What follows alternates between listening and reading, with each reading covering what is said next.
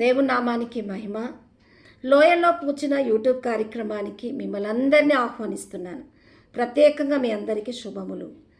ఈ యొక్క యూట్యూబ్ కార్యక్రమాల్లో ఒక స్త్రీ పక్షాన దేవుడు కలిగించిన విమోచన, పరమగీతంలో తన ప్రియురాల్ని లోయల్లో పూచిన పుష్పమా అని సంబోధిస్తాడు. నిజమే, పల్లి పద్మము మరి ఏ విధంగా తామర మురికి నీటిలోనైనా తన అందాన్ని వెదజల్లుతూ స్వచ్ఛంగా ఎట్లుంటుందో అట్లాగే బలహీన ఘటంగా ఉంటున్న స్త్రీ కూడా ప్రభు యొక్క గొప్పతనాన్ని ప్రకటించడానికి దానికి ఇచ్చిన అందము ఆకర్షణ బలహీన ఘట్టంలో నుంచి ప్రకాశించగలదు అన్నది దేవుడు సర్వలోకానికి రక్షణ కలిగించడానికి లోకానికి వచ్చినప్పుడు స్త్రీని కూడా ప్రత్యేకంగా ఉద్ధరించాడు. దేవునికి మహిమ కలుగునుగాక. అందుకే మనందరికీ తెలుసు, 1 తిమోతిలో దేవుడు 2వ అధ్యాయంలో అంటాడు, దేవుడు ఒక్కడే, మధ్యవర్తి ఒక్కడే అందరికీ విమోచన క్రయధనముగా తను అప్పగించుకోవడంలో స్త్రీని కూడా బలహీన ఘట్టంగా కాకుండా తన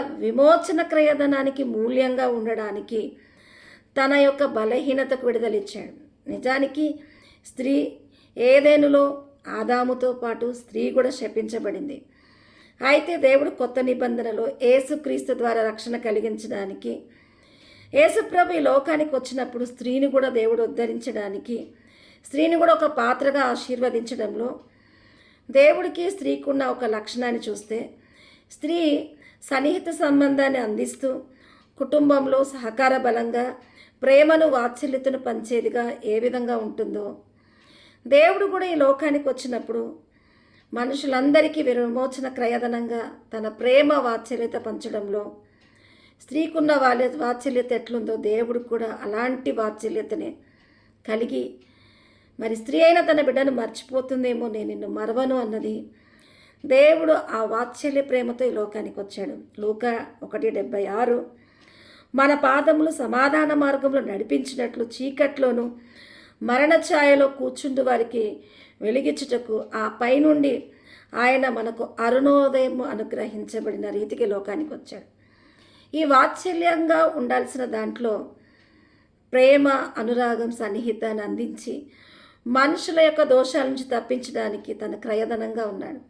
ఒక స్త్రీ కూడా ప్రయాసను వస్తున్న మరి వ్యవస్థ ఈ కుటుంబంలో సహకార బలంగా మార్పు కోరుతూ మరి రక్షణార్థంగా ఉంటుంది. కనుక స్త్రీకి దేవుడికి సిమిలర్గా ఉండాల్సిన లక్షణాలు వాత్సల్యత కలిగి ఉండమంటున్నాడు.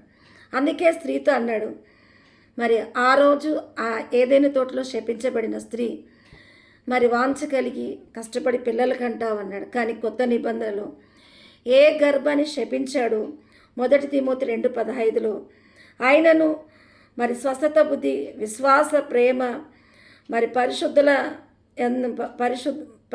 పరిశుద్ధత యందు నిలకడగా ఉండి ఎడల స్త్రీ ప్రసూతి ద్వారా ఆమె రక్షించబడును. విశ్వాస, ప్రేమ, స్వస్థత, బుద్ధి, పరిశుద్ధత ఎడల నిలకడగా ఉండడానికి స్త్రీ వాత్సల్యతలో విమోచించబడిందంటే వాత్సల్యత ఒక స్త్రీ ఎప్పుడు మొదలు పెడుతుంది? ఆమె శిశువు ప్రసూతి. వాత్సల్యతతో మన దోషాలు కొట్టివేయబడతాయి. అందుకే ఎప్పుడైనా మనము తప్పులు చేసినప్పుడు, బలహీనంగా జీవించినప్పుడు, మనం ఎలాంటి జీవితం కలిగి ఉన్నామో ఇతరుల ఎడల ఆ వాత్సల్యత ఔదార్యత చూపించినప్పుడు నువ్వు ఎలాంటి పొరపాట్లు ఉన్నావో ఆ పొరపాట్లలో ఇతరులు కూడా కలగొద్దు అన్నది ఎప్పుడు వాత్సల్యతో ఇతరుని రక్షిస్తావో, నీ అనుభవానికి ఇతరులకు ప్రేమను చూపిస్తావో నువ్వు ఉద్ధరించబడ్డానికి ఆ వాత్సల్యత మొదట నీకు రక్షణార్థంగా ఉంటుంది. కాబట్టి మీలో పాపం చేయని వాడు మొదట రాయి వేయమన్నప్పుడు ఒక మనిషిగా మనకుంటున్న ఔదార్యత ఏంటి అని తెలుసుకుంటే ఇతరులకు ఆ వాత్సల్యత కనపరచడానికి ఆ ప్రేమను కలిగి మనం ముందుకెళ్తాం. కాబట్టి ప్రసూతి మరొక జీవితానికి ఉద్ధరణ, ప్రసూతి మరొక జీవితానికి కారణ జన్మ, ప్రసూతి వాత్సల్యతలో ఇతరునికి ప్రేమ. ఇది ఒక స్త్రీ కలిగి తన శాపాన్ని కొట్టివేసుకోవడానికి ఆ స్త్రీ గర్భము శపించబడిన గర్భంలో యేసుప్రభు పుట్టడము స్త్రీ శాపం నుంచి విడుదలయ్యింది. నిజమే, దేవుడే మధ్యవర్తిగా మరి ఒక్కడిగా మరి ఈ లోకానికి వచ్చినప్పుడు క్రయధనముగా తను తాను అందరి కొరకు అప్పగించుకున్నాడంటే ఈరోజు స్త్రీ విమోచన బలహీన ఘట్టంగా ఉంటున్న ఆమె గర్భంలో పుట్టి ఆయన ప్రసూతి ద్వారా స్త్రీ ధన్యురాలుగా మారింది.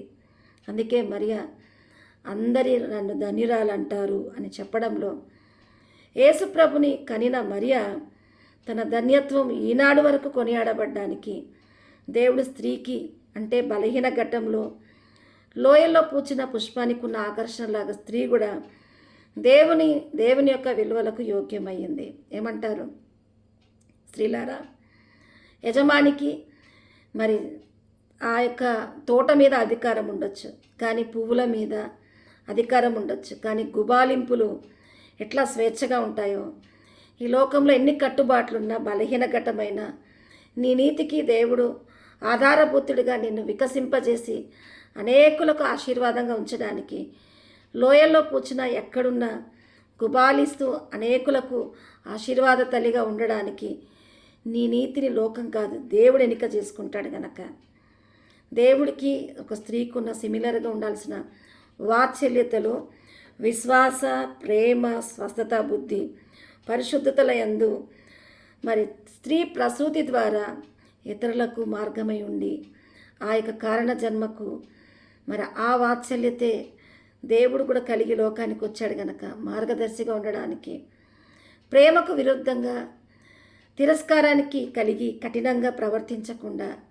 సహకార బలంగా కుటుంబాల కొరకు నశించిపోయే వారి కొరకు కన్నీటి ప్రార్థన, వాత్సల్యతలో సన్నిహిత సంబంధాన్ని అనుగ్రహిస్తూ అనేకులకు రక్షణార్థంగా సంఘంలో కుటుంబంలో స్త్రీ వాడబడాలి. అదేవిధంగా పురుషులు ఏదైనా కానీ యాజమాన్యంలో రిజల్ట్ లాంటి మనస్తత్వం కలిగి ఉంటారు, కానీ స్త్రీకి మాత్రమే సహకార బలంలో అందరి ఔదార్యతను కోరుతూ ఎత్తిపట్టడానికి మరి దేవుని యొక్క సన్నిధానంలో స్త్రీ నేటి వరకు ఆ వాత్సల్యత పొందుతూ అందరికీ రక్షణార్థంగా ఉండాలని లోయల్లో పూచిన పుష్పం ద్వారా మిమ్మల్ని అందరినీ ఆశీర్వదిస్తూ ఆ ప్రేమ, వాత్సల్యత, స్వస్థత, బుద్ధి లోయల్లో బలహీన ఘట్టంగా ఉన్న స్త్రీకి కూడా గుబాలింపుగా క్రయధనంగా దేవుడు ఉద్ధరణ ఇచ్చాడు. అందరికీ ప్రైజ్ ది లార్డ్.